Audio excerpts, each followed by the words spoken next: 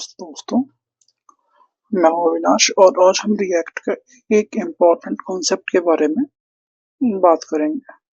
ठीक है, दो कॉन्सेप्ट का नाम है स्टेट और यूज स्टेट हुक। ठीक है, तो अब हम स्टेट्स के बारे में बात करेंगे, रिएक्ट में स्टेट वगैरह क्या होते हैं और उसमें से यूज स्टेट को हम जो यूज स्टेट हुक है इसे यूज करेंगे। ठीक है, तो देखते हैं सबसे पहले कि स्टेट इन रिएक्ट।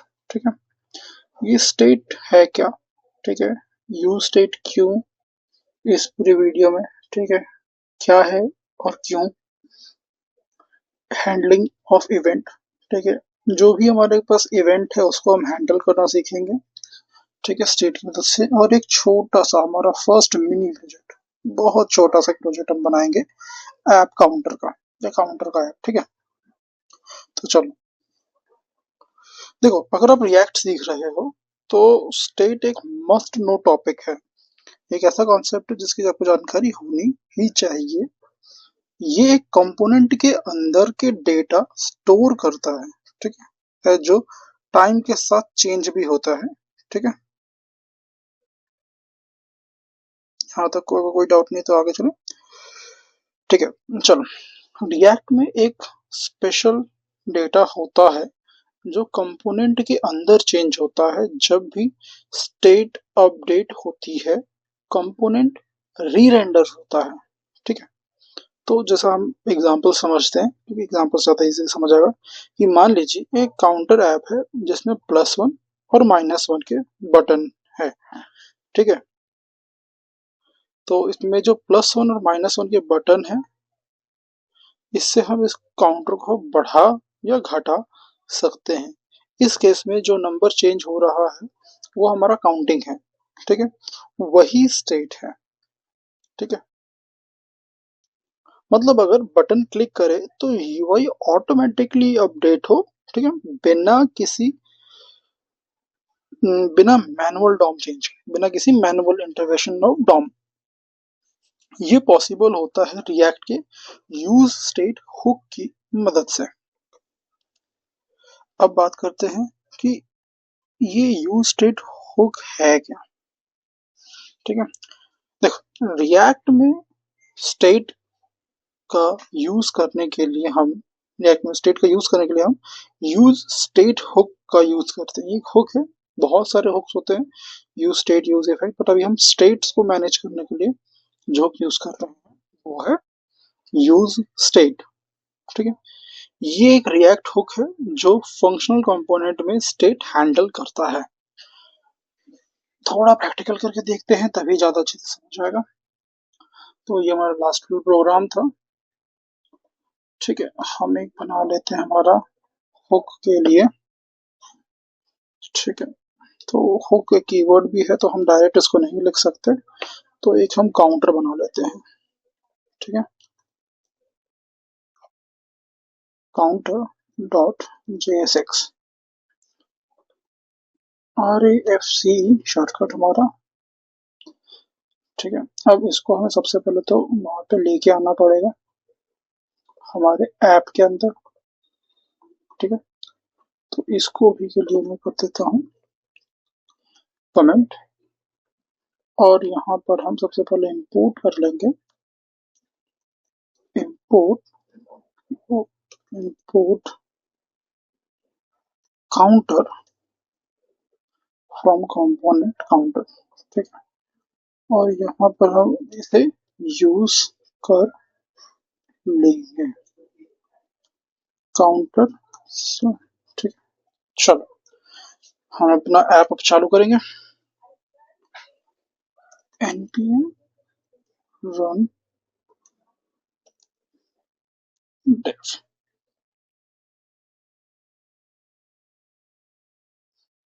हमारा ऐप चालू हो जाएगा है इस लोकल होस्ट पे।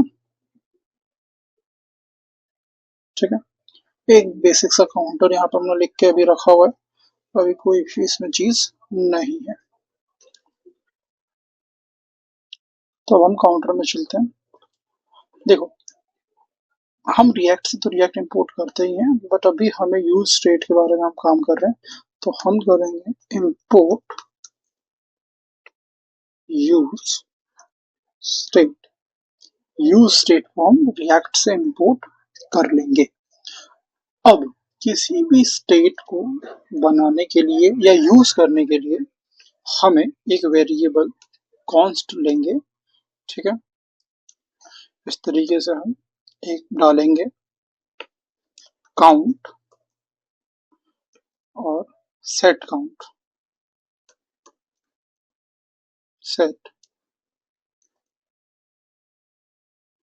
सेट काउंट को सी कैपिटल कर देते हैं ताकि इजी डिफरेंशिएट हो। मैं बताऊंगा अभी कि क्या चीज क्या है अभी, ठीक है। यूज स्टेट और इसको हम इनिशियलाइज करेंगे 0 से, ठीक है। अब पहले बात समझते हैं हो क्या रहा है। देखो, जो ये यूज स्टेट है, ठीक है, ये 0 हमने इनिशियलाइज किया कि भाई स्टेट का जो डेटा है वो 0 है, ठीक है। ये जो काउंट है ये हमारा स्टेट वेरिएबल है, इसके अंदर हम अपना डेटा स्टोर करेंगे। और सेट काउंट एक फंक्शन है जो कि इस पर्टिकुलर स्टेट को अपडेट करने के लिए यूज होगा, ठीक है। चलो थोड़ा सा हम आ जाते हैं, हम CSS नहीं कर रहे हैं इसमें, ठीक है। तो हम सिंपल सा एक H2 ले लेंगे ताकि हम बड़ा देख सकें, ठीक है। हमारा काउंट क्या है, ठीक है। लास्ट टाइम मैंने बताया था अगर हमें जावास्क्रिप्ट यूज करनी है अंदर रिटर्न JSX के अंदर तो हम कर्ली ब्रैकेट्स का यूज करेंगे और हमारा जो वेरिएबल है वो है काउंट, तो हम उसको यहाँ पर शो कर देंगे।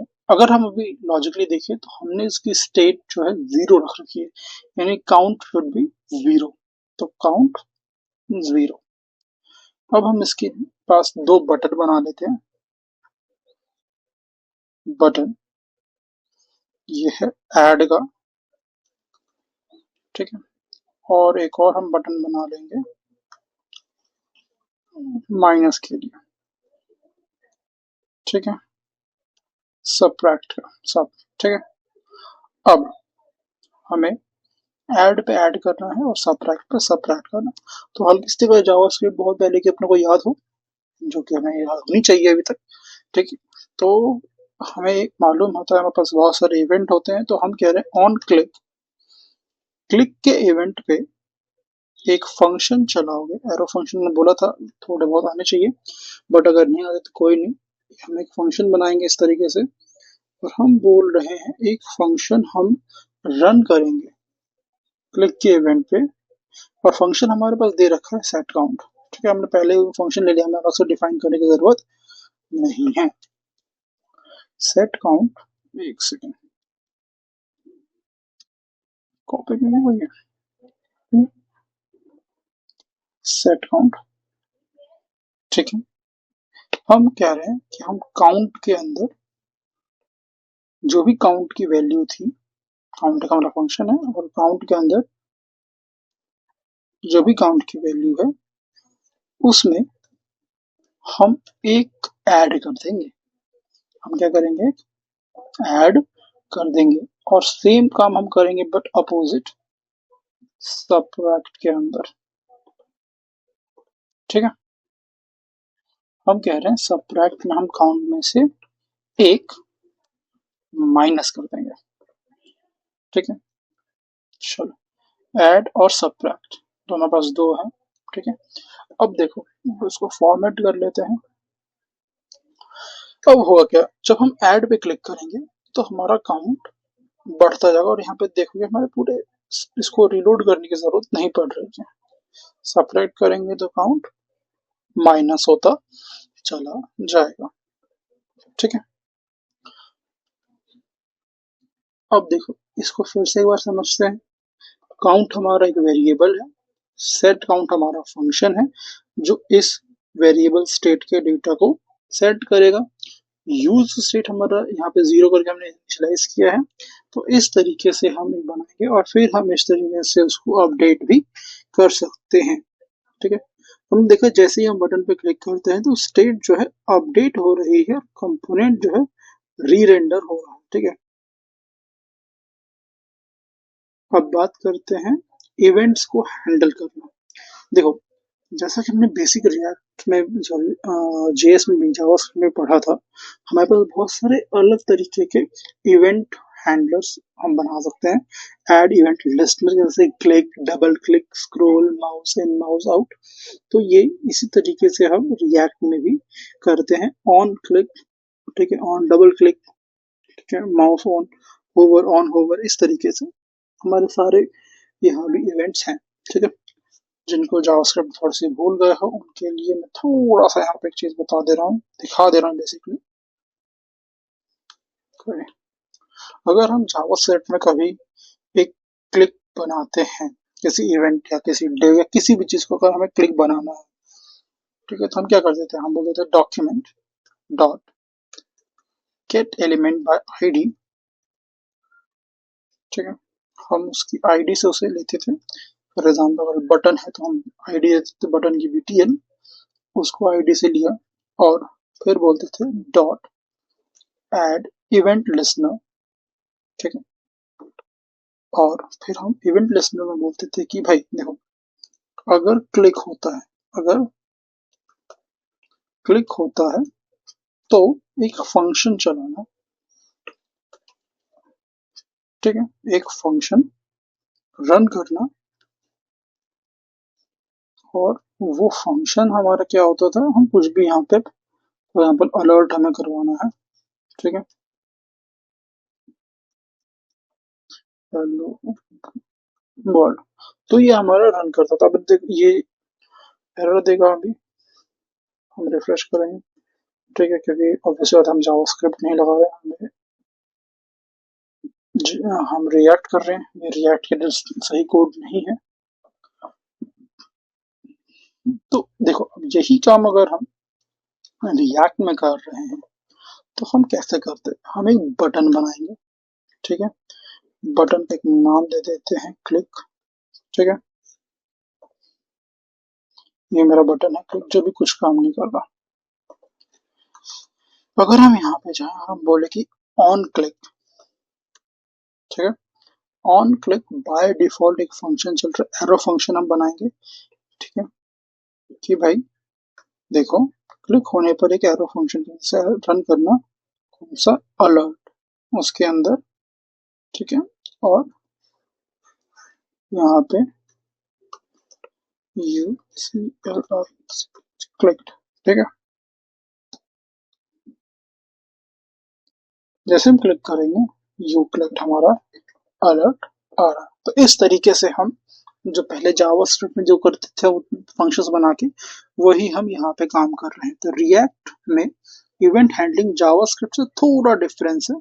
यहाँ ऑन क्लिक के अंदर एक फंक्शन हमने लिखा, ठीक है, और डायरेक्टली इनलाइन लिख दिया। ठीक है, अब देखो, ये तो हमारा हो गया काउंटिंग के लिए, लेकिन साथ ही साथ हम जावास्क्रिप्ट सॉरी रिएक्ट में यूज स्टेट का हेल्प से जो हमारे इनपुट्स हैं उनके डेटा को लिखने या उनके डेटा को हैंडल करने के लिए भी कर सकते हैं। ठीक है, चलो इसको मैं अभी के लिए कमेंट कर दे रहा हूँ।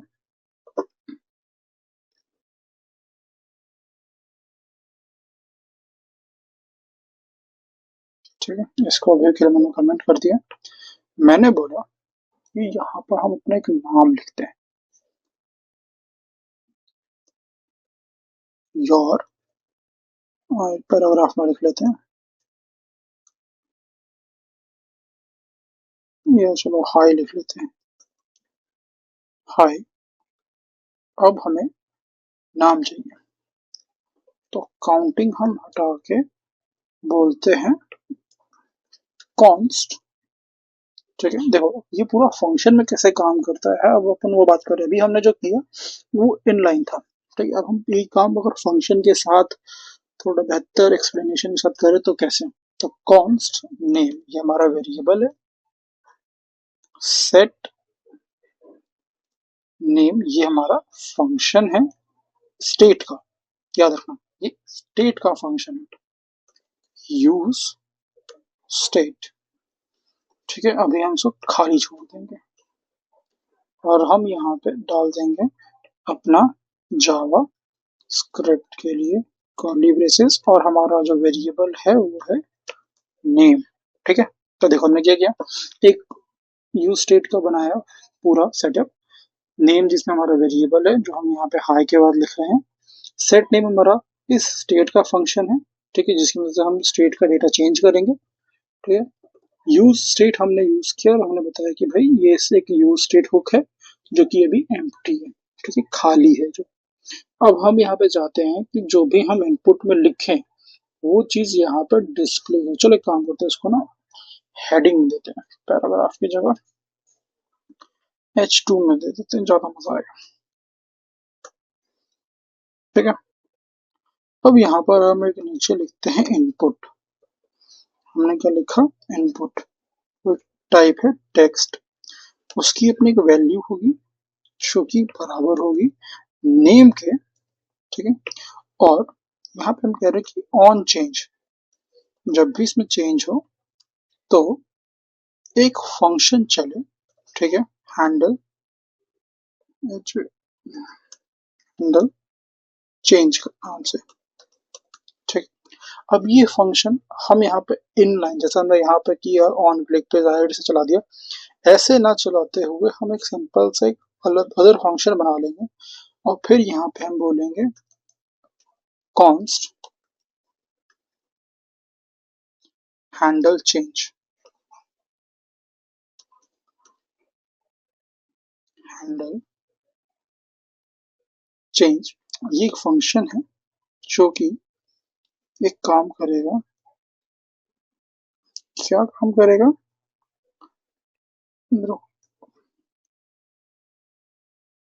अरे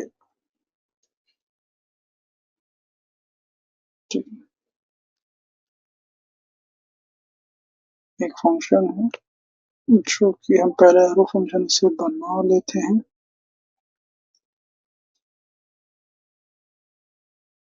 ठीक है, जब भी इसमें चेंज होगा तो ये सेट नेम जो हमारा ये स्टेट का फंक्शन है, वैल्यूज को बनाने के लिए या वैल्यू को सेट करने के लिए, उसके अंदर जो भी हमारा इवेंट है,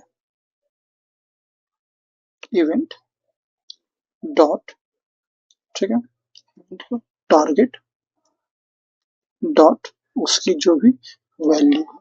ठीक है, अब ये इवेंट क्या है, जब भी हमारा ये ऑन चेंज चलेगा तो ये एक इवेंट लेके आएगा कि भाई क्या हो रहा है, और फिर वो इवेंट जो है उसमें से उस टारगेट से लेके उसकी जो वैल्यू है उस इवेंट की, वो हम सेट नेम में डाल देंगे जो कि इवेंचुअली हमारा नेम के अंदर आ जाएगा। तो क्या हुआ, यहाँ पर हमारे पास एक इनपुट मिल गया, यहाँ पर हमारे पास एक खाली हाई मिल गया और बगल में एक वेरिएबल है नहीं। अब मैं इसमें मैं लिखता हूँ अविनाश। तो यहाँ पे जो चीज लिखी इनपुट वो यहाँ पर रेंडर हो गई। ठीक है, तो ये हो कैसे रहा है, फिर से समझते हैं। इनपुट में वैल्यू हमारी नेम, इसके मैच करते हुए ऑन चेंज में हमने एक फंक्शन चलाया handle change. Handle change function में एक इवेंट है, इवेंट की जो भी टारगेट वैल्यू है वो हमने सेट नेम की मदद से नेम में सेट कर दी और वो हमारा यहाँ पर डिस्प्ले हो गया। ठीक है, चलो अब ये हम देख सकते हैं, ये हो गया। नेक्स्ट है, हमने इसमें एक चीज देखी थी कि आज हम घर से एक और चीज सीखेंगे, वो है हमारा first mini project that is app counter. और वो मैंने पहले भी बना के दिखाई दिया है, इनको हम फिर से एक बार देख लेते हैं इसे। ठीक है, ये है हमारा मिनी काउंटर। ठीक है, इसको हम थोड़ा सा बेहतर कर सकते हैं, यूआई को यहाँ से इसको इसमें कर देते हैं, इसको फॉर्मेट कर दिया, ये इसे डिव में है, इसके बारे में बाद में बात करेंगे। यहाँ पे मैं क्यों, कैसे, क्या? अच्छा, टेलविंड तो भी हो गई है इसमें, कोई नहीं। आगे हम सीखेंगे टेलविंड सीएसएस को यूज करना भी।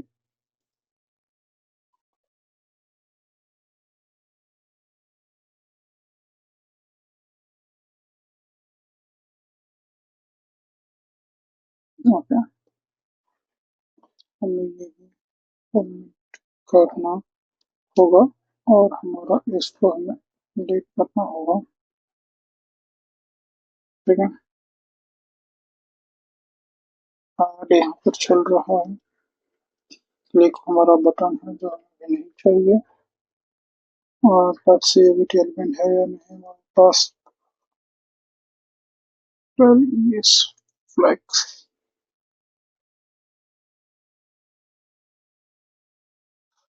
फ्लैग्स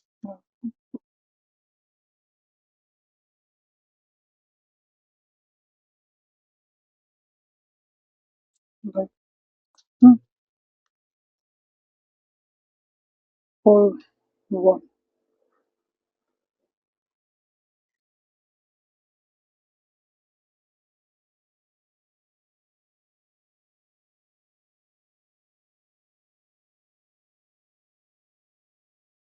नोप,